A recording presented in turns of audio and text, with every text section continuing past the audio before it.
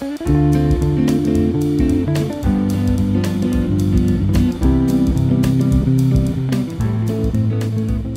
11 septembre 2001, deux avions de ligne percutent à haute vitesse les tours jumelles du World Trade Center à New York.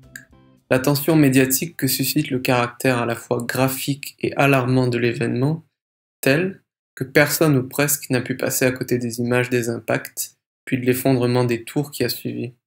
Il est inévitable que pour tout événement, une certaine proportion d'entre nous remettent fortement en question la lecture la plus directe ou la plus communément admise. Et mécaniquement, un événement au retentissement mondial attirera plus de remises en question de ce type, ou moins en valeur absolue. Très vite, la conclusion d'un acte volontaire s'est imposée, puis celui-ci a été revendiqué rapidement par le groupe islamiste Al-Qaïda. Beaucoup de gens ont par la suite formulé ce qu'il est devenu commun d'appeler des théories du complot, affirmant pour la plupart que le gouvernement américain, avec la complicité éventuelle de certaines agences fédérales comme la CIA, voire étrangères comme le Mossad, a sciemment organisé les attentats et la destruction des tours jumelles. Un point de fixation s'est développé autour de la question de l'effondrement des tours, présenté par ceux croyant en un complot comme non explicable par le seul encastrement des avions. Mon invité dans cet épisode, Jérôme Quiran, explique pourquoi toutes les investigations scientifiques pointent dans le même sens. Il n'est en rien surprenant, lorsqu'on le regarde sérieusement ce qui s'est passé, que les tours se soient effondrées. C'est bien l'inverse qui aurait été, à bien des égards, inexplicable.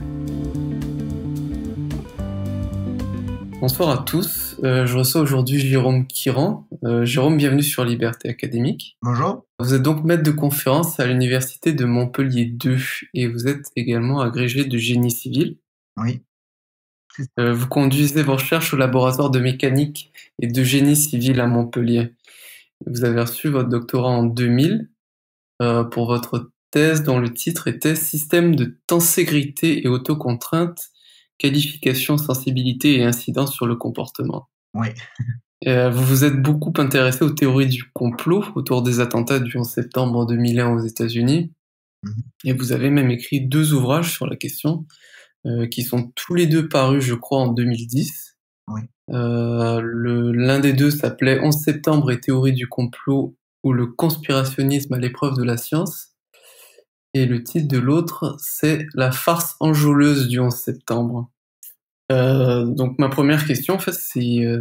je souhaite vous demander ce qui vous a poussé à vous intéresser à ça, hein, au débat, entre guillemets, autour des attentats du 11 septembre. Eh bien, disons que c'est venu un peu par hasard. Il se trouve que j'étais sur un forum, je crois bien que c'était le forum d'arrêt sur image, et Ouais. j'ai vu passer des théories qui m'ont un peu interrogé et interloqué, justement sur le tour jumelle qu'on avait quand même bien vu s'effondrer à la télé. Et connaissant, au moins par ce que j'avais lu, la constitution des tours, bon, j'avais pas trop de doutes concernant les raisons des effondrements. Et j'ai lu sur ces forums, notamment le forum donc d'arrêt sur image, des théories qui me paraissaient assez farfelues. Et du coup, j'ai eu envie de m'y intéresser et de répondre à ces interrogations, puisqu'il y avait des interrogations de la part des personnes qui avançaient ces théories. D'accord. Donc ça a commencé, si vous voulez, ça a commencé, du coup, par un dialogue sur le forum, mais bon, sur les forums, Ouais. ça part vite Ouais. en sucette, comme on dit, et donc j'ai eu Mmh. l'idée après de faire un site internet qui reprendrait les principales interrogations que j'avais pu lire et essayer d'y répondre, le plus, scientifiquement possible, on va dire. Voilà. D'accord. Alors justement, en fait, vous contestez, c'est un point qui est sans doute important, puisque les gens disons, qui entretiennent, qui prennent au sérieux les théories du complot ont tendance à parler de version officielle des attentats pour la mettre en concurrence avec la leur. Mmh. Vous préférez le terme de version scientifique Oui, de ce qui s'est passé, notamment de l'effondrement des tours jumelles en particulier. oui. Mmh. La version scientifique fait consensus d'après ce que vous écrivez chez les spécialistes. Oui. Est-ce que vous pouvez décrire l'ampleur entre guillemets de ce consensus scientifique? Ben, disons que alors ces effondrements, c'est une catastrophe bien sûr, humaine, matérielle, et c'est surtout une des rares fois où on a pu filmer en direct une telle catastrophe. On a l'habitude de Mhm. dire que avant les tours du World Trade Center, la seule catastrophe qui a été filmée, c'était le pont de Tacoma, qui dans les années Mhm. 40 s'était effondré suite à une interaction avec le vent et qui avait complètement ruiné l'ouvrage. Et là, c'était une autre catastrophe, effectivement, et qui, du coup, comme c'était quand même des bâtiments assez imposants, a quand même beaucoup interrogé la communauté scientifique pour se dire, bon, voilà, c'est arrivé, qu'est-ce qu'on peut faire? Comment est-ce qu'on peut analyser pour essayer d'éviter de nouveau de telles catastrophes? Voilà.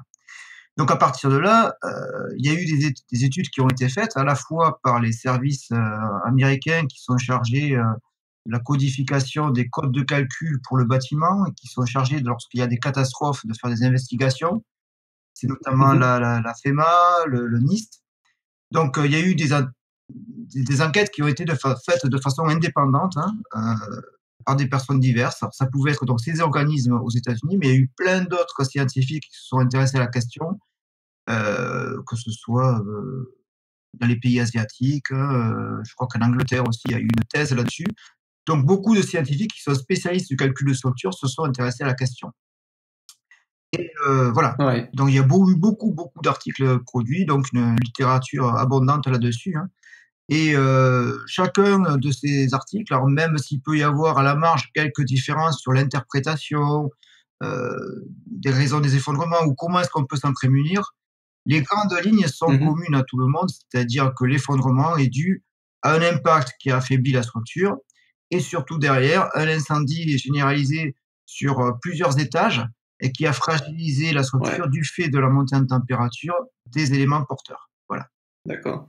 Alors justement, peut-être qu'on peut rentrer un petit peu plus dans les détails de ces grandes étapes de l'effondrement des tours jumelles. Oui. Mais donc, tout le monde l'a vu au moins pour le deuxième avion, puisque, enfin même le premier, puisqu'il a été filmé par les frères Naudet qui faisaient un reportage sur les pompiers à New York. C'est d'ailleurs la seule vidéo Mhm. du premier impact. Puis le deuxième, ben, toutes les caméras étaient braquées, donc là, on a eu, je crois, il y a eu des montages vidéo qui ont monté, qui avaient 42 vidéos qui avaient pris le deuxième impact.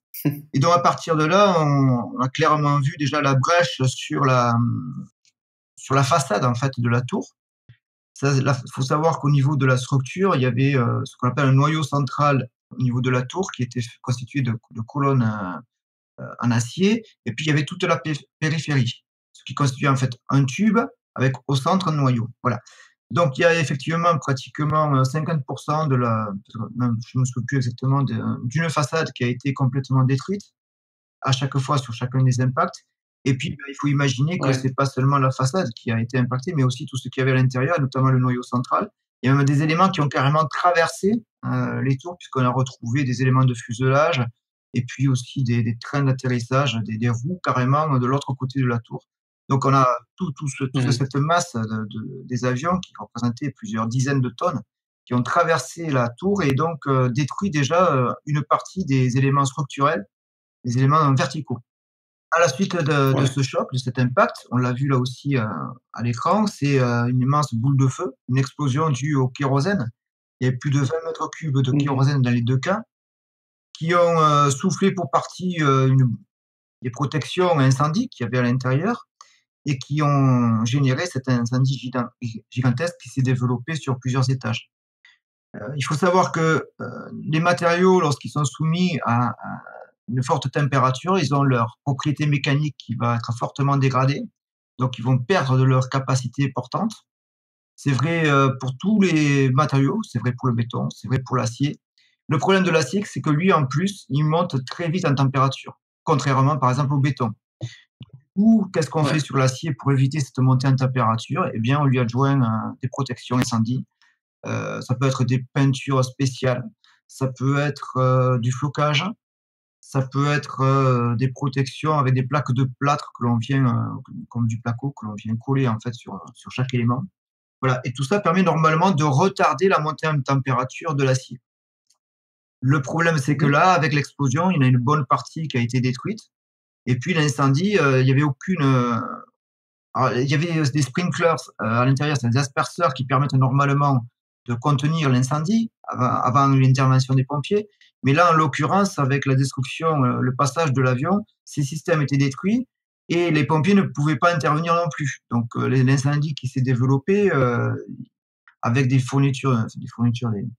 matériels de bureau à l'intérieur qui sont le pire cas en termes d'incendie. Hein, tout ce qui est bois, Mhm. plastique, c'est ce qu'il y a de pire, hein, c'est connu dans les incendies. Ouais. Ben, ça a été quelque chose d'assez gigantesque. Et donc, montée en température de l'acier, affaiblissement et au final, l'effondrement. Donc, une mise en mouvement des blocs supérieurs qui, Mhm. en se mettant en mouvement, ont mis plusieurs centaines de tonnes en mouvement vers le bas. Et ce qu'il faut bien comprendre, c'est qu'une fois que ces blocs ont été mis en mouvement, justement, il n'y avait aucune chance que les planchers qui étaient en dessous puissent reprendre la charge. Pourquoi? Parce que chaque plancher était calculé pour soutenir son propre poids, bien sûr, mais aussi les charges qu'on appelle d'exploitation, des charges de bureau, donc des personnes. Mais la descente de charge, elle se fait au travers, on l'a dit tout à l'heure, du noyau central et des colonnes périphériques qui constituaient les façades.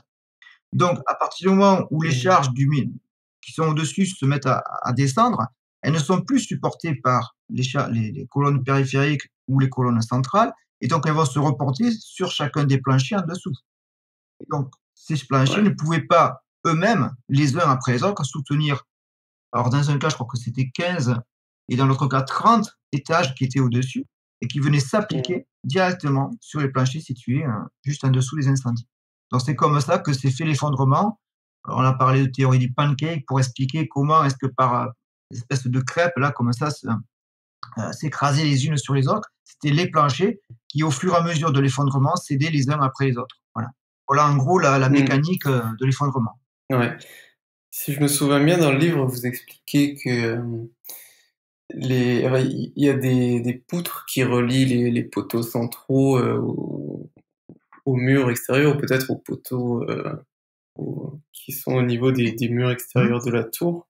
Ces poutres-là ont été détruites, si je me Alors, rappelle bien. Et ça, c'était un facteur principal c'est surtout qu'elles étaient décrochées. C'est-à-dire que les poutres Ouais, dont vous parlez, je ouais, c'est pense que ça, ce voilà. sont celles, ce sont les poutres treillis Ouais. qui tenaient en fait les planchers et qui assuraient la liaison entre le noyau central dont on parlait tout à l'heure et la Mhm. périphérie. Et il se trouve que, en termes techniques, on appelle ça un contreventement, c'est qui fait que si vous montez je sais pas, un poteau, vous savez très bien que si vous montez un poteau très, très, très haut, il va pas être très stable. Il va partir à gauche et à Ouais. droite et il faut, soit, des câbles qui vont le maintenir comme une tente, hein. Et là, c'est un peu Mhm. pareil. On avait un noyau central très, très élancé, des façades très élancées et ce qui solidarisait l'ensemble, c'était justement ces planchers et qui faisait qu'on évitait ce qu'on appelle un flambement. Un flambement Mhm. de l'ensemble, c'est quoi? Alors c'est pas lié au feu, le flambement. On parle aussi parfois de flambage, ça dépend, du secteur de la mécanique qui s'intéresse au phénomène. Le flambement, c'est quoi? C'est lorsqu'on prend une règle entre les mains, une règle en plastique et qu'on la comprime, on voit que la règle va sortir de son plan et se courber. Bon, c'est exactement ce qui se passe lorsque vous avez un élément qui est en compression, tel que des poteaux, mais qui ne sont pas stabilisés. Et ces planchers-là jouaient justement le rôle stabilisateur. Et il se trouve que, avec l'impact, bien sûr, vous avez plusieurs planchers qui se sont décrochés et qui ne jouaient plus ce rôle de stabilisation. Et donc, qui Mhm. favorisait ce phénomène de flambement, qu'en plus, on a très nettement vu apparaître sur les images. C'est qu'on voyait au niveau de la façade une courbure au niveau des poteaux qui montrait bien que ce phénomène de flambement commençait à se produire jusqu'au moment où, ben, à un moment donné, il y a plus suffisamment de capacité portante et ça s'est effondré.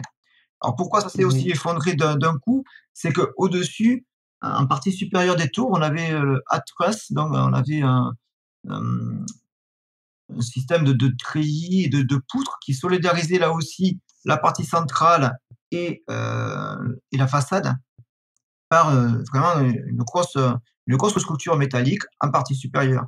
Du coup, il y a cette partie dans un premier temps, cette partie supérieure a permis de reporter les charges aux endroits où il y avait des faiblesses. Donc ça a reporté jusqu'au moment où, il y avait plus la possibilité justement de redistribuer les charges au niveau, suffisant, quoi. Voilà. Ok. Ouais, donc sur cet effondrement des tours jumelles, bon, c'est on va dire l'événement central qui a attiré les doutes et le scepticisme sans doute mal dosé de certains, voire de Mmh, beaucoup. Il existe plusieurs, voire peut-être même énormément, je sais pas trop, plusieurs théories du complot concurrentes. oui, Est-ce qu'on peut en oui. citer quelques-unes et Alors, les les décrire théories rapidement? du complot, elles se sont fondées sur le fait que des personnes ont affirmé que soit, les tours n'auraient pas dû s'effondrer, soit, une fois que l'effondrement a été amorcé, il aurait dû s'arrêter. Et du coup, à Mmh. partir de ces 2, on va dire ces 2 idées initiales, se sont greffées des idées comme quoi, ben, justement, pour que les tours s'effondrent, il fallait rajouter des éléments additionnels qui étaient les explosifs. Voilà, la grande théorie, c'est quand même celle-ci, c'est qu'il y aurait eu des explosifs en plus pour, faire effondrer les tours. Donc du coup, ça serait plus seulement, des avions, mais, une logistique bien sûr beaucoup plus importante.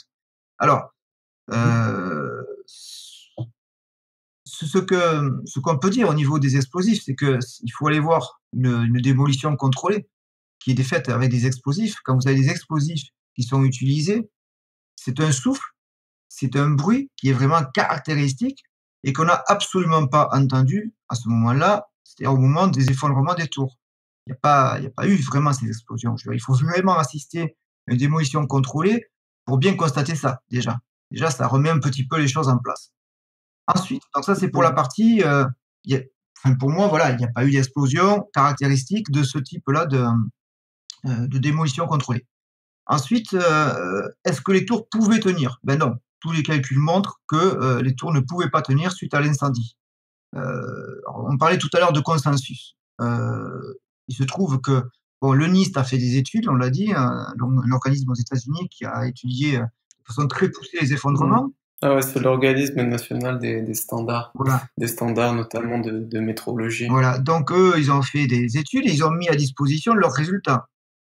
J'étais en quelle année? Je crois que c'était en 2010, je ne veux pas dire de bêtises, je crois que c'était 2010, un congrès de calcul de structure qui regroupe des ingénieurs, des scientifiques qui travaillent spécifiquement sur le calcul de structure. Il y avait des Mmh. sessions spécialisées dans la résistance aux incendies. Il y avait des sessions réalisées qui étaient spécialement dédiées, aux immeubles de grande étage de grande hauteur, pardon, les IGH, comme les Mmh. gratte-ciel. Tu vois, les calculs du NIST sont à ce jour des calculs qui sont disponibles et qui servent de référence à l'heure actuelle pour faire des comparaisons. Parce qu'il y a toujours des améliorations qui sont faites sur les codes de calcul. Bon, ben, tous Mmh. les résultats du NIST qui ont été repris et comparés à des nouvelles méthodes qui sont parfois plus performantes ont été, corroborés et tu vois, il y a rien de mystérieux. Tu vois, j'étais ce jour-là à une session qui montrait que les résultats du NIST étaient en parfaite concordance avec les dernières méthodes développées. Donc il n'y a pas trop de mystère sur le fait que, effectivement, les tours ne pouvaient pas résister. Ensuite, je l'ai dit tout à l'heure, il y avait une deuxième théorie qui était liée au fait que l'effondrement aurait dû s'arrêter. Bon, mais je l'ai dit tout à l'heure, à partir du moment où la descente de charge ne se fait plus au travers des poteaux qui sont spécialement dédiés à cette descente de charge, qui sont les poteaux centraux et les poteaux de façade, c'était chaque plancher qui devait reprendre 30 fois ce que un plancher pouvait supporter. Mais ça, forcément, Mmh. ça ne pouvait pas tenir. Donc, il n'y a qu'à voir d'ailleurs une technique de démolition contrôlée qui justement utilise ce phénomène, c'est la démolition contrôlée par vérinage, où justement on fait s'effondrer les immeubles en mettant en mouvement une partie haute de l'immeuble. Et dans ce cas-là, on met en mouvement 6, 7, 8 étages. Et en fait, ce bloc de 6, 7, 8 étages joue le rôle de marteau-pilon et vient en fait anéantir toute la structure qui est sous-jacente. Alors pour ça, on utilise des vérins, d'où le terme de vérinage. Et donc c'est une technique qui est parfaitement connue et qui justement montre bien que les blocs qui ont été mis en mouvement, qui représentaient, je vous le répète, 15 et 30 étages, c'était impossible pour la structure sous-jacente de reprendre cette charge. Pourquoi? Parce que Mmh. la structure porteuse, ben, elle se fait, au travers de poteaux qui sont linéaires. À partir du moment où on rompt cette descente de charge très, très bien organisée, c'est fichu. Il n'y a plus d'éléments porteurs pour reprendre la charge. OK. Donc, sur ce que vous avez pu voir, c'est enfin les théories du complot qui ont une certaine audience, une audience non négligeable, on va dire, sont basées sur Alors, cette hypothèse, on va dire, des voilà, explosifs. on cherche des solutions très compliquées, alors que la Ouais. mécanique de l'effondrement, pour le coup, elle est assez simple, hein. Bien sûr, c'est un gros Hmm, chaos, donc on ne peut pas modéliser pourquoi la poutre située au 48e étage allait à gauche plutôt qu'à droite, ça c'est illusoire. Par contre, voilà, ouais. les mécanismes généraux, on les connaît parfaitement. Alors, quand même, au niveau des théories du complot, ce qui a été avancé pour expliquer qu'on n'ait pas entendu les bruits d'explosion tels qu'on peut le voir dans une démolition par explosif classique, c'est que on aurait utilisé un matériau très secret et très performant qui serait de la thermite et qui aurait été ajouté Hmm, donc sur les poutres pour créer justement ces faiblesses qui amènent à l'effondrement. Alors cette thermite, c'est quoi? C'est, une réaction, d'aluminothermie, c'est-à-dire qu'on prend, en gros de l'aluminium, je ne vais pas dire de bêtises parce que je me suis pas replongé dans les équations de chimie, je crois que c'est de l'oxyde de fer et lorsqu'on chauffe très fortement ces 2 matériaux, une réaction très vive qui se produit, tellement vive qu'elle sert parfois à souder des rails de chemin de fer. Et donc hmm. les théoriciens du complot ont avancé qu'il y aurait une super, thermite là avec, des éléments très fins qui auraient été mis en place. Alors pourquoi très fins? Parce qu'en ayant des éléments très fins, on favorise la réaction qui devient encore plus violente, si vous voulez et donc qui est violente et rapide. Et du coup, on Ouais. évite les explosifs classiques et avec ce phénomène-là qui est assez, qui justement à la limite ne crée pas de détonation, on aurait pu peut-être affaiblir aussi la structure. Et alors pour ça, ils se sont appuyés sur ce qu'ils ont appelé des chips, donc des écailles qu'ils ont trouvées dans les poussières du World Trade Center et qu'ils ont analysées. Et dans ces écailles, Mhm. ils ont trouvé de l'oxyde de fer et ils ont trouvé aussi des composés qui comprenaient de l'aluminium. Ils ont dit: «Ah ben, vous voyez, Ouais. on a tous les composants là pour faire, heu, de la nanothermite, donc un incendiaire très puissant qui aurait pu affaiblir les tours». Alors ça a été un gros dada des conspis en 2009 et il y a Mhm. c'est un scientifique, alors je ne sais plus sa nationalité, danois, heu, je ne me souviens plus de son nom, heu, hem bon, peu importe. Ils ont sorti un article justement dans une revue scientifique, mais pas, une super revue, hein, une revue, dans laquelle il faut payer en gros pour publier, heu et Ok. dans laquelle justement ils décrivaient ça. Ils disaient: «Voilà, ces écailles-là, c'est de la nanothermite et voilà, on la retrouve en quantité en fait dans les poussières et donc c'est la preuve que les tours ont été piégées». Alors Mhm. lorsque, les gens qui s'y connaissent un petit peu, en chimie et dans les systèmes, explosifs ou autres, s'y sont intéressés, moi j'y connais pas grand-chose, hein, mais par contre dans les forums, Ouais. il est facile de trouver des gens compétents. Ben, à première vue, quand on regardait l'article, il y avait des faiblesses assez incroyables, avec des essais qui n'étaient pas les bons et cetera et quand on regardait au microscope ces chiffres-là, on voyait effectivement apparaître de l'oxyde de fer. Il faut savoir que l'oxyde de fer, c'est Mhm. utilisé comme colorant dans à peu près, toutes les peintures et puis un élément qu'ils identifiaient comme étant de l'aluminium, donc l'aluminium qui sert à la réaction, mais qui était, soi-disant sous forme de plaquettes et quand on regardait ces plaquettes, il semblait que ça correspondait quand même assez bien à ce qu'on appelle de kaolinite, qui est une argile et vraiment une forme caractéristique et il faut savoir que ces 2 composants, que ce soit l'oxyde de fer ou la kaolinite sont utilisés donc dans les peintures. La kaolinite, c'est plutôt pour, son effet anti-corrosion et donc déjà, il y avait Mhm. quand même, quelque chose, on se posait la question, on avait quand même de gros doutes et on sentait bien arriver le le poteau rose, quoi et en fait, quelques années plus tard, mais c'est ça qui est fou, c'est que 2 années plus tard, on s'est aperçu que dans le rapport du NIST qui date de 2005 et donc là, on était en 2010 à peu près. On s'est aperçu que dans ce Ouais. rapport, il y avait la composition des peintures. Il y avait une peinture qui correspondait exactement au profil qui était, en fait décrit dans cet article. Donc, il n'y avait plus de doute. Ces écailles qu'on retrouvait, qui étaient rouges, qui étaient la couleur caractéristique, en fait, à la fois des poteaux et des poutres, ben, on retrouvait cette peinture. Et ces chips qu'on retrouvait dans les poussières n'avaient rien de mystérieux. C'était tout simplement des écailles de peinture. Donc voilà, un petit peu.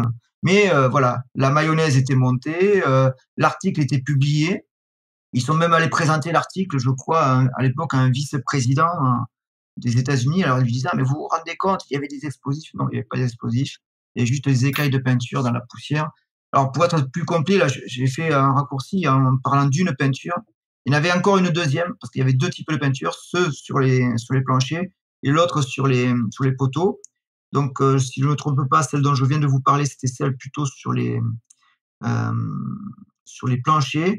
Et l'autre, en fait, il y a eu des analyses aussi qui ont été faites en recensant en fait tous les composants de la peinture et des écailles.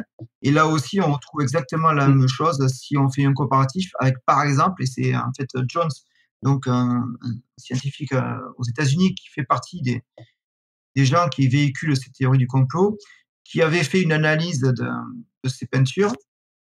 Et on s'aperçoit que ces peintures ont une correspondance là aussi parfaite avec les fameuses chips. Donc il y avait deux types de chips, hein. Celles qui correspondaient au poteau extérieur ou intérieur d'ailleurs, et ceux qui correspondaient au plancher. Voilà. Ok. Alors, il y a une objection récurrente qui vient de ceux qui contestent la version scientifique des événements. C'est qu'ils disent que, là je cite, hein, le carburant pour avion ne peut pas faire fondre des barreaux d'acier. Hein. Oui, Je pense que oui, vous connaissez la fameuse phrase Jet oui. fuel can't melt steel beams. C'est devenu presque une sorte de blague sur Internet.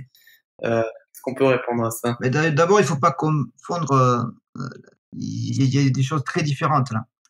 Il y a la température de Ouais. combustion, il y a la chaleur. Et pour fondre un élément en acier, il faut le monter à une température pour réellement le fondre, qui devrait être 1300 degrés. Mais là, c'est pas ce qui s'est passé. Ouais. Ce qu'il y a, c'est que l'acier, en fait, il perd sa capacité résistante au fur et à mesure de sa montée en température. Il n'y a pas besoin d'avoir de l'acier liquide pour avoir quelque chose qui ressemble pratiquement à du caoutchouc, hein. Parce que alors, il y a des photos d'ailleurs de poutres qui sont montées à une telle température que on a des formes tordues complètement. Je veux dire, voilà. Et ça, on peut l'observer dès 800 ou 900 degrés. Donc, Ok. je l'ai dit, les incendies de bureaux, c'est les pires.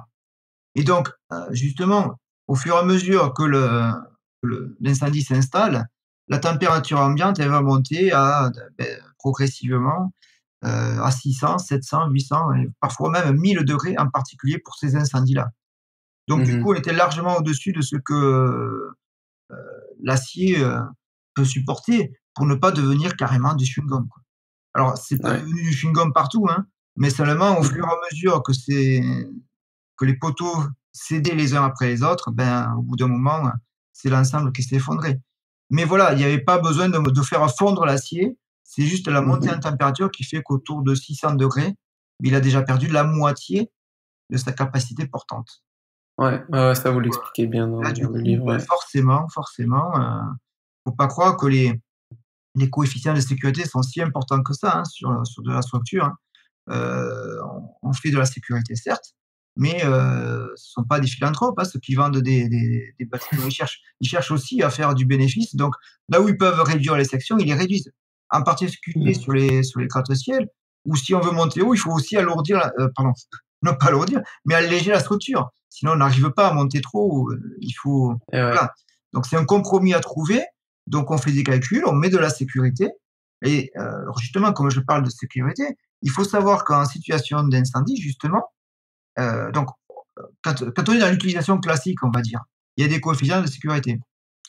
Ce qui fait qu'un plancher qui est calculé pour la charge de 10, eh bien, peut-être qu'il pourra supporter 20, 25, voire même 30. Voilà. Bon, je simplifie au maximum là. Mais il faut savoir que quand on fait un calcul et qu'on se place en situation d'incendie, on n'est plus dans un calcul classique. On est dans un calcul qu'on appelle une situation accidentelle. Et dans ce cas-là, tous les coefficients sont mis à 1. C'est-à-dire qu'on ne fait plus un calcul avec un coefficient de 2 ou de 3 qui permettrait de prendre une charge plus grande. Non, on met tous les coefficients à 1 et ensuite ce qui se passe, c'est que on se donne en fait un certain temps pour pouvoir en fait évacuer les personnes à l'intérieur. En fait, là, on ne s'occupe Mhm. plus des problèmes matériels. En gros, il y a l'incendie, on sait que le bâtiment s'effondre. Le problème, c'est quoi? C'est de donner un temps suffisant pour l'évacuation des personnes. Et donc, dans le cas d'immeubles de grande hauteur, les temps en fait qui sont donnés pour l'évacuation, c'est de l'ordre de 1 heure et demie, 2 heures, voire 3 heures. Je crois que pour les tours du World Trade Center, ça devait être 3 heures. Je ne sais plus, là, je le dis de mémoire. Hein, c'est il y a longtemps hein, que je me suis intéressé. Ouais. Donc voilà, 3 heures. Alors vous allez me dire, oui, mais du coup, là, ça a duré qu'1 heure.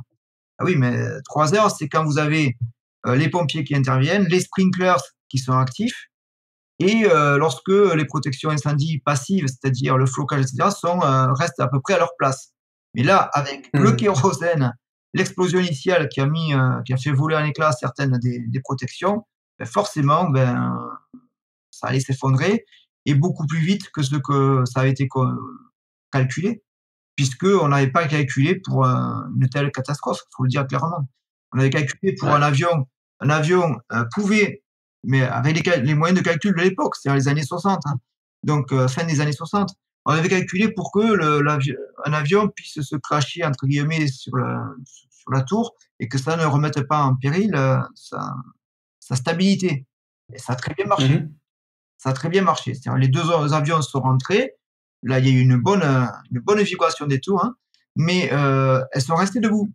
Le problème, c'est pas ça. Ouais. Le problème, c'est un incendie gigantesque sur lequel on n'intervient pas, qui s'auto-alimente en plus on l'a dit, par l'ameublement, par des prises d'air gigantesques, hein, parce qu'à 400 mètres de hauteur, là-haut, avec les cages d'escalier, ça faisait une prise d'air incroyable. Donc ça, c'était voilà, c'était couru d'avance, quoi. Ok. Alors, il y a autre chose qui intéresse assez fortement les conspirationnistes, c'est l'effondrement de la tour 7. Mmh. Donc, c'est quelque chose dont, enfin, moi, je n'ai pas souvenir, hein, mais c'est une autre tour, en fait, dans le World Trade Center, qui est plus large et nettement plus basse Oui. que les deux tours jumelles. Elle n'a été heurtée, évidemment, par aucun avion. Mmh. Et malgré ça, elle s'est effondrée, donc on comprend assez facilement qu'elle puisse attirer un certain intérêt. Oui. Alors, c'est une tour effectivement donc qui faisait partie du complexe, qui était située, je ne sais plus exactement, 150 mètres, je crois, des 2 premières tours, et qui s'est effondrée, dans l'après-midi, elle, hein. Donc Mhm. 7 heures, je crois, après, les premiers impacts et effectivement, celle-là, elle a suscité beaucoup d'interrogations parce que son effondrement a été filmé aussi, bon, bien Mhm. sûr moins spectaculaire parce qu'elle était moins haute que les autres, mais il a été filmé. Ouais. Et surtout, on l'a vu s'effondrer sur elle-même, de par le bas. Donc elle est tombée alors vraiment, assez verticalement. Ça a beaucoup, et du coup, ça a beaucoup interrogé. Ah là là, que c'est bizarre, une tour qui s'effondre verticalement comme ça. Là aussi, est-ce que, ça serait pas une démolition contrôlée? C'est-à-dire des explosifs qui auraient été, rajoutés pour favoriser l'effondrement? Alors là où, beaucoup de fantasmes ont été alimentés, c'est que, soi-disant dans cette tour, il y aurait eu, je sais plus si c'est la CIA ou des bureaux vraiment très, très secrets, des documents qu'il fallait, détruire absolument parce que justement ça aurait, donné des indications peut-être sur le reste, on va dire, sur les autres effondrements. Alors Ah du coup, oui. il fallait, voilà, pas de preuves. Bon, si on fait abstraction de tout ça, c'est une tour donc, qui s'effondrait au bout de là aussi de 7 heures d'incendie. Alors elle, elle n'avait pas été impactée par un avion. Par contre, elle a été impactée par les effondrements, des autres tours et du coup, après ces effondrements, un incendie s'est développé dans cette tour Mhm. et il s'est développé cet incendie. Alors bien sûr, il y avait eu, la catastrophe des 2 premières, donc on avait dit: cette tour-là, on va pas s'amuser à faire les mêmes erreurs que sur les 2 premières tours où on a eu des pompiers qui sont restés dedans. On évacue tout, Mhm. donc à partir de je crois de 11 heures, il y a eu ordre d'évacuer cette tour qui a été laissée à l'abandon. Avec là aussi des prises d'air, gigantesques parce qu'il y avait tous les vitrages du côté des premières tours avaient été, complètement détruits. Donc Mhm. une tour qui était ouverte aux 4 vents et on voit des reportages vidéo avec des reporters de l'époque là qui était situé juste devant cette tour, qui commentait et regardait derrière moi. Et on voyait les flammes sortir à une vitesse folle. Enfin, c'était un incendie là aussi gigantesque. Alors, dans le cas tours du World Trade Center, c'était, je sais pas, entre 5 et 10 étages qui étaient en feu. Là, c'était carrément Mhm. toute à la hauteur de la tour. Alors, on le voit clairement avec de la fumée qui sort à pratiquement tous les étages. Et donc, du coup, cette tour qui, elle, n'a pas été impactée, s'est effondrée au bout de 7 heures. Mais quand je vous ai dit tout à l'heure que ces tours étaient calculées pour une tenue au feu de 2 à 3 heures, ben on s'aperçoit qu'elle a très, très bien tenu cette tour. Je dis bravo. Mhm. Les ingénieurs ont très bien travaillé et a priori, il n'y a pas eu de personne en fait bloquée à l'intérieur qui ait perdu la vie. Donc, c'est Ouais. plutôt positif. Mais effectivement, ce qui a beaucoup fait fantasmer, c'est la typologie pardon, de l'effondrement, très rectiligne. Donc, bon, mais jusqu'à preuve du contraire, la gravité, elle s'exerce de haut en bas, donc verticalement. Et là aussi, ben, quand même, c'était quand même un effondrement assez spectaculaire. Là aussi, il y a eu des études qui ont été menées. Ouais. Alors, je suppose que vous voulez savoir qu'est-ce qu'on a pu, qu'est-ce On peut en parler, ouais. qu'on Ouais. a pu conclure sur cet effondrement. Alors, première chose qu'on peut dire, c'est que c'est un effondrement qui a eu lieu en 2 temps. Contrairement aux images que certains sites favorables aux théories du complot font, c'est-à-dire qu'ils coupent en fait la première partie de l'effondrement, il y a bien eu 2 phases dans l'effondrement. Sauf que les 2 phases étaient très rapprochées. C'est en gros de l'ordre de 7 secondes. Mais sur Mhm. les vidéos qui sont complètes, qu'est-ce qu'on voit? Eh bien, on voit en partie supérieure la toiture terrasse, on voit c'est un local technique qui s'effondre dans un premier temps. Et à la verticale de ce local, on voit aussi que cet effondrement qui est en partie supérieure, il va se prolonger sur toute la hauteur de la tour pratiquement parce qu'on voit sur les vidéos qui sont de bonne qualité, on voit des vitrages qui volent en éclats en fait en dessous de ce local technique. Donc c'est bien qu'il y a eu un phénomène ici sur toute la hauteur de la tour, sur ces 7 premières secondes. Et ensuite, Mhm. il y a eu l'effondrement global. Et alors, ce qui a été montré en fait par les études qui ont été menées par la suite, et justement grâce à ces images qui ont montré où est-ce que il y avait en théorie, je dirais, une faiblesse. On a vu apparaître que cette partie en fait de l'immeuble était située sur alors, une partie structurelle qui avait été par nécessité parce que c'était un bâtiment qui était construit sur un autre, à des fondations qui n'étaient pas forcément bien positionnées au départ. Il y a eu tout un jeu de redistribution des charges qui ont fait qu'à cet endroit-là, il y avait de longues poutres, il y avait tout un système de report de charge avec des poteaux. Et c'est ce système-là qui n'est pas quand même très, très bien conçu au départ, mais encore une fois, par le fait que on a reconstruit derrière, ça n'avait pas été bien pensé au départ. On se retrouve avec des poutres très très longues qui ont fait que, avec la dilatation thermique, parce que tout matériau en fait va se dilater sous l'effet de la chaleur, il y a certaines liaisons qui ont cassé et on s'est retrouvé avec la partie là qui était censée reporter les charges, qui n'a plus été maintenue par ces poutres très très longues qui ont fait rompre les joints d'attache. Et du Mhm. coup, cette partie-là de redistribution des charges s'est effondrée, c'est ce qu'on a vu. Et à partir de là, ça a été comme un château car à l'intérieur de la tour. Et là, on le voit par les éclats de vitres que l'on voit sur les vidéos. Et une fois que cet intérieur de la structure ne tenait plus en fait l'ensemble des façades, mais c'est ce dont je parlais tout à l'heure, c'est un effondrement qui est lié en fait au flambement d'ensemble du bâtiment. Et bon voilà, alors c'est vrai qu'on ne voit pas bien parce que les photos, enfin les vidéos sont prises d'assez loin, on voit pas du coup le bas de la tour. Mais c'est vraiment le bas qui a lâché. Et du coup, ben, le bâtiment est tombé verticalement, même si en fait, il y a certains bâtiments à côté qui ont quand même un petit peu chargé. Il y en a un là qui a été eu être détruit parce qu'une partie du World Trade Center 7 lui est tombée dessus quand même. C'était pas complètement une chute parfaitement verticale. Mais quoi qu'il en Mhm. soit, alors, il y a des conspirationnistes qui disent que non, non, cette chute verticale, c'est tout à fait suspect. Souvent, je renvoie Ouais. Dans ces cas-là, un exemple là aussi tragique, mais bon, en termes de morts, c'était pas la même ampleur puisqu'il y a eu que 3 morts. Mais une tour au Brésil en 2010 qui faisait 37 étages en cours de construction et qui s'est effondrée, alors, par le coup, entre deux bâtiments, mais alors parfaitement verticalement, vraiment parfait.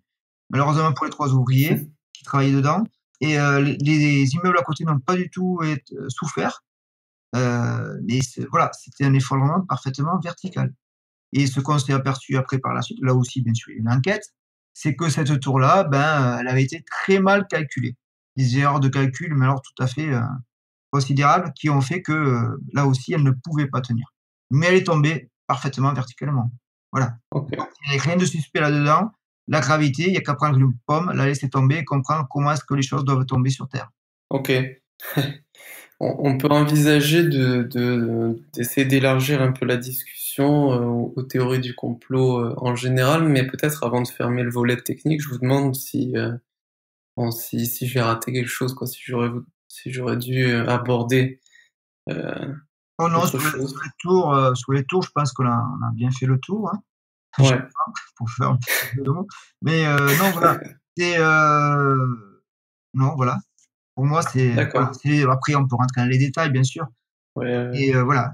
En gros, là, on a les éléments techniques principaux qui expliquent ces effondrements, qui, pour des gens qui font du calcul de structure, n'est pas si étonnant.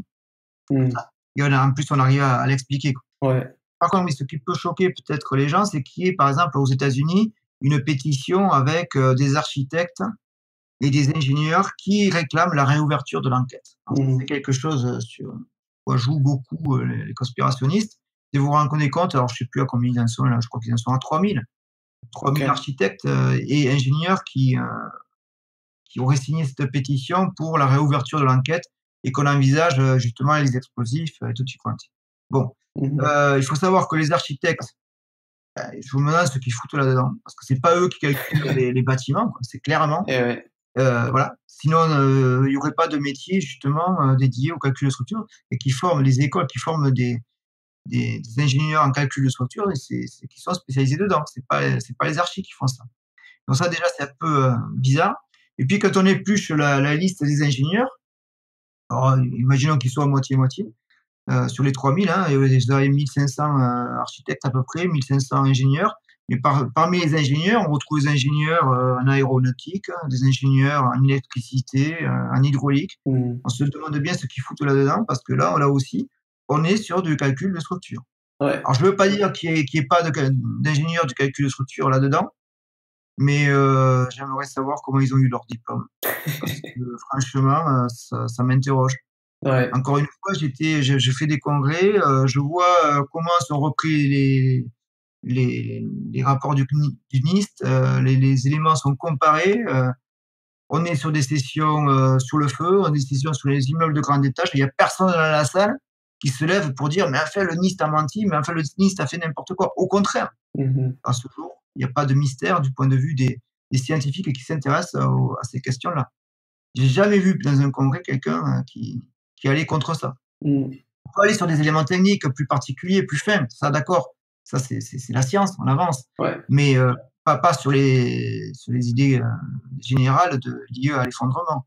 mhm, D'ailleurs, au congrès des architectes, là, aux États-Unis, ils ont essayé de faire une motion justement pour demander là aussi la réouverture des enquêtes. Et justement, parmi les signataires, les 1500 dont je vous parlais tout à l'heure, certains ont déposé cette motion au moins 2 fois au congrès des architectes annuel aux États-Unis.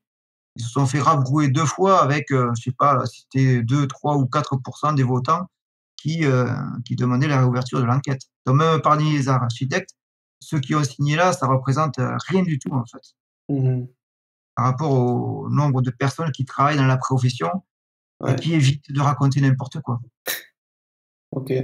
Alors, donc pour faire la transition, parmi les ingénieurs en structure, en bâtiment, qui ont pu signer la pétition, bon, c'est peut-être pas forcément qu'ils ont eu leur diplôme dans une pochette surprise, mais on peut essayer de deviner ce qui les motive, quoi. Ouais, donc c'est un peu la question suivante, quoi, parce Je voulais vous demander en général, pas seulement sur les ingénieurs, quoi, mais d'après vos observations, ce qui motive les gens. Je sais pas si c'est quelque chose sur lequel vous avez beaucoup pensé, mais ouais. Oui, alors la motivation, souvent, faut pas généraliser, mais ce que j'ai constaté, c'est très souvent, c'est que les personnes qui sont impliquées là-dedans, souvent, sont aussi, embringuées dans des choses, politiques, soyons clairs. Ouais. C'est-à-dire ils vont avoir des opinions politiques, très arrêtées sur certains sujets, souvent il y a de l'anti-américanisme quand même assez primaire là-dedans aussi, hein. Mhm. Bon, mais, je veux dire, la science n'a rien à foutre en fait de la politique, hein. Après les politiques, ils prennent les décisions qu'ils veulent, mais, la science, elle se fait pas à l'Assemblée nationale ou elle se fait pas dans des commissions d'enquête comme il y a eu aux États-Unis, parce qu'il y a eu une commission d'enquête parlementaire, c'est pas là que Ouais. se fait la science. Et ouais. Ça se fait au travers de publications scientifiques, de discussions dans les congrès où justement on ne voit pas les conspis, hein, clairement. Voilà. Mm. Mais, oui, moi c'est quelque chose aussi qui m'a c'est assez constant, hein. Les gens qui sont, imprégnés là-dedans, sont contre les États-Unis, souvent avec des sympathies, peut-être pour la Russie parfois. Bon, Mhm. je n'ai rien à faire moi personnellement, hein, ils font ce qu'ils veulent, quoi. Mais, voilà. Alors, parce qu'en plus, oui, ce qui est dit derrière, c'est que, ça a été un prétexte en fait pour envahir l'Afghanistan, par exemple. Ouais. Donc un prétexte politique pour envahir l'Afghanistan et faire la chasse à Ben Laden, puisque c'est lui Mhm. qu'on recherchait à l'époque. Ce qu'il faut savoir, c'est que si ça a été un coup monté pour faire ce coup-là politique, pourquoi avoir mis, des pirates de l'air qui étaient censés être, alors je ne me souviens plus des nationalités, je ne veux pas dire de bêtises, mais en gros, il y avait C'est surtout des Saoudiens, ouais. aucun Saoudien, aucun Afghan, alors que l'Arabie saoudite est cul et chemise avec les États-Unis. Donc je veux Mm. dire, où est la logique d'un complot politique? Je veux dire, c'est complètement aberrant, quoi. De vouloir faire la guerre en Afghanistan et de mettre des pirates de l'air présumés ou fictifs, qui seraient saoudiens ou, je sais pas trop quoi, voilà. Donc, Ouais. bon, voilà, bizarre. Ensuite, ce qu'il y a eu aussi, la guerre en Irak, avec les fameuses Mhm. armes de destruction massive, quoi. Alors ça a été aussi, vous vous rendez compte, ils nous ont menti et on nous a menti, hein, clairement, avec, c'était Colin Powell qui était avec une fiole, je sais plus où, à l'ONU, qui disait: «Voilà, c'est très dangereux, et l'Irak en a plein». Bon, les Américains, ils sont allés en Irak, ils ont été infoutus de cacher un bidon de produits toxiques qui auraient pu justifier leur opération. Ils sont justement passés pour des menteurs. Pour des gens très organisés, ne pas arriver à monter quelque chose d'aussi simple, ça montre bien en fait, ils s'en foutent, hein, ils font la guerre là où ils veulent et puis pour des motifs bidons. Ils n'avaient pas besoin en fait d'avoir 2 tours qui s'effondrent pour faire la guerre s'ils voulaient. Tu vois, ils nous prennent vraiment pour des cons, mais voilà. Ils cherchent même pas, dans le cas de l'Irak, on voit qu'ils ont même pas cherché à camoufler, leurs mensonges. Voilà. Donc, bon, voilà, du point de vue scientifique, par contre, les choses sont claires, elles. Mhm. Ok. Donc souvent il y a une orientation politique personnelle quand même Oui, oui, qui peut motiver ou découler d'un certain ou d'un fort plutôt anti-américanisme. oui. Est-ce qu'il y a Après, ouais, il y a pas que de ça, hein, non bien sûr bien sûr clairement, il y en a. Voilà, c'est pas la ouais majorité, c'est peut-être pas la majorité et après, il y a d'accord des gens qui sont pas armés peut-être aussi pour faire une analyse critique de ce qui leur est Hmm. présenté et là, on arrive à un autre point, si vous voulez, c'est que suite à ça, moi, je cache pas, je me suis après, investi dans sur d'autres sujets parce que je Ouais constate à la suite de ça, j'ai constaté que, les mêmes travers, les mêmes personnes incompétentes prennent la parole pour parler de sujets qu'ils ne connaissent absolument pas. Voilà, Mhm.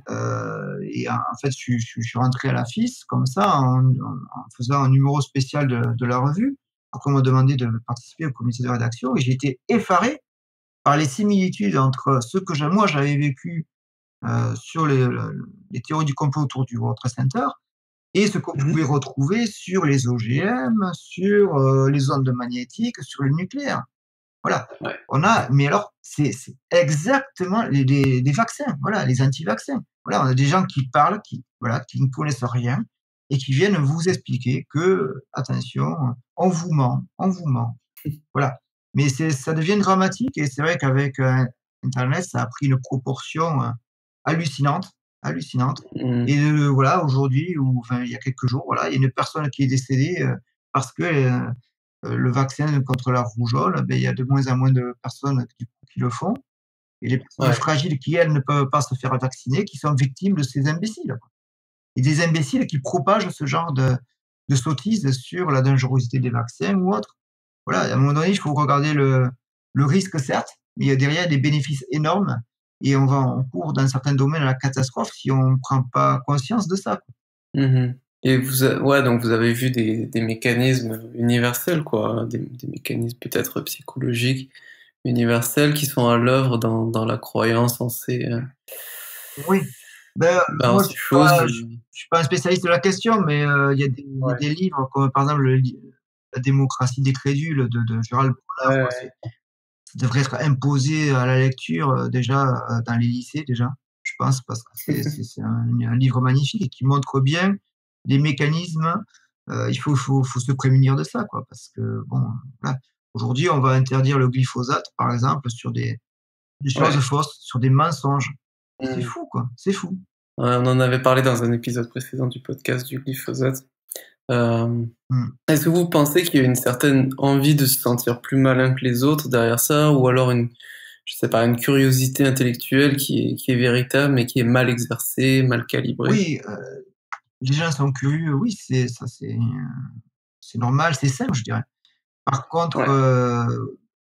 il faut faire attention, quoi. Il faut garder les yeux ouverts, mais il faut les ouvrir des 2 côtés et pas regarder qu'un côté ou être contre les Américains ou être contre les Russes ou être contre ci ou non, il faut prendre les informations, de plusieurs sources, bien sûr, les analyser et puis, garder quand même un peu de jugeote, pouvoir, voilà, il faut pas croire que, voilà, dans tout le monde est corrompu, voilà. C'est pas parce qu'il y a des brebis galeuses dans tous les domaines, dans tous les domaines, il y a des brebis galeuses, hein, ça c'est soyons clairs. Mhm. Mais de là à dire que, par exemple, sur le glyphosate, tous les scientifiques du monde entier seraient corrompus alors que toutes les agences sanitaires ont dit que vraiment il y a pas de problème avec le glyphosate. Mais non, non, c'est une vraie théorie du complot de penser que tous les gens de la Terre, toutes les agences de la Terre vont être, corrompus. Non, ça marche pas comme ça. Moi, c'est pour ça que j'ai proposé souvent aux gens de venir discuter. Venez discuter, voilà. Vous verrez que voilà, je ne suis pas payé par la CIA ou autre pour raconter ce que je raconte. Et vous verrez, voilà, déjà rien que de discuter, voir que voilà, on est comme tout le monde, voilà. C'est pas parce qu'on est scientifique, qu'on fait des articles qu'on ne peut pas discuter. Par contre, ce que je me refuse, c'est que voilà, systématique, ils voudraient organiser des débats. On dit: «Mais monsieur Piron, on va organiser un débat et vous allez, voilà, même temps de parole, on va filmer». Alors déjà, ça marche pas ça. Pourquoi? Parce que pour réfuter un argument conspi qui va être, balancé en 2 phrases, moi je peux Mhm. pas expliquer, la théorie, sur le flambement, quoi, voilà. Donc c'est Ouais. complètement il y a une disproportion bien sûr énorme, hein, je sais plus qui c'est qui a expliqué ça, hein, que pour compenser du bullshit, voilà, c'est compter à Ouais, l'infini, quoi. Voilà. Donc ouais. Je crois que c'est un philosophe italien, mais j'ai oui, oublié son voilà, nom. Euh, je pense. Moi aussi. Donc voilà, mais c'est vrai que du coup, on joue pas dans la même catégorie, ça devient difficile, hein, on est vite submergé par Mhm. ça. Bon, je sais pas comment est-ce qu'on peut s'en sortir? Parce que je suis assez inquiet, je vous cache pas, parce que vu ce Mhm. qu'on voit, dans tous les domaines maintenant, voilà, c'est les associations citoyennes qui viennent, qui veulent expliquer la science, mais j'aimerais que ce soit les scientifiques aussi qui prennent la parole. Moi, je l'ai fait sur le 11 septembre. Il y en a de plus en plus, hein, donc on trouve de plus en plus de vidéos, bah, d'ailleurs comme vous, hein, il y en a plein, mais ça, c'est plutôt positif, quoi. Il faut que ça Ouais. continue, il faut que les gens se mouillent dans les labos, heu, quand les Mhm. trucs sont minables en termes de scientifiques, voilà, Cyril il a fait des choses qui sont en dessous de zéro, ben, il faut le dire, voilà. Voilà, tant pis, voilà, il peut dire que ça lui plaît pas, mais voilà, ce qu'il a fait, c'est zéro. C'est zéro. On a encore des journalistes qui viennent défendre ça, et ça, c'est dramatique aussi, quoi. Ouais. Ok. J'ai une dernière question qui porte sur le terme théorie du complot, justement, cette locution qui est souvent Oui, utilisée. J'écoutais hier, je crois que c'était une interview de la Tronche en biais. Je Oui, pense que vous ouais, connaissez l'émission probablement.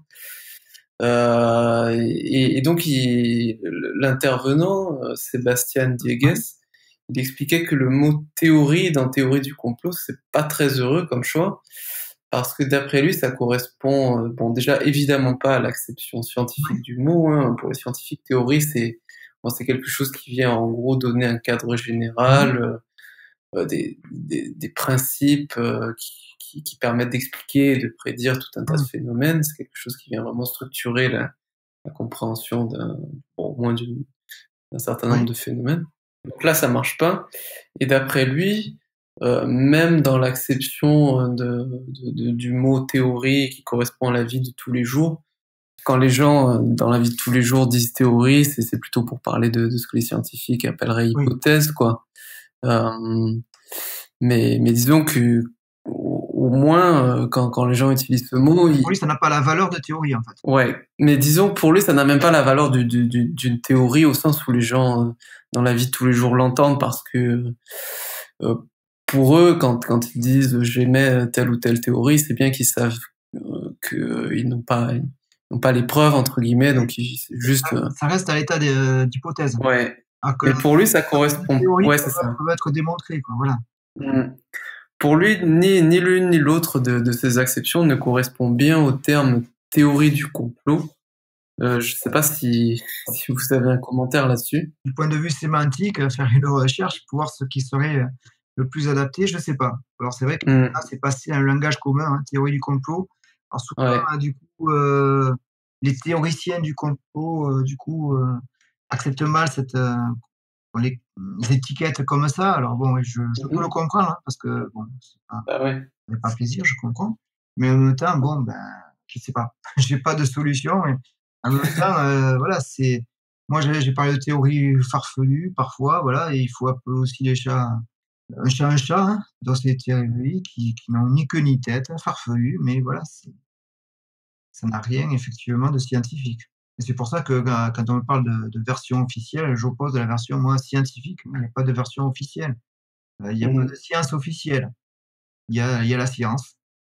La science, elle fait des erreurs, elle les corrige et elle avance et voilà et je trouve que bon, dans l'ensemble, ça marche pas trop mal, hein. Aujourd'hui, voilà, on a des ordinateurs, du wifi, on a voilà. La science, ça avance bien, il y a certaines choses qu'il faut aussi qu'on arrive à résoudre du point de vue scientifique, que ce soit par exemple le réchauffement climatique ou d'autres problèmes comme ça qui sont cruciaux. Mais bon voilà, je crois pas que ce soit en tournant le dos à la science que qu'on va s'en sortir en tout cas.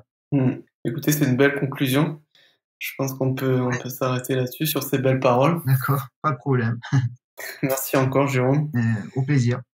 pour votre temps. Donc, écoutez, bonne continuation. Merci, au revoir. Et puis, à très bientôt, probablement.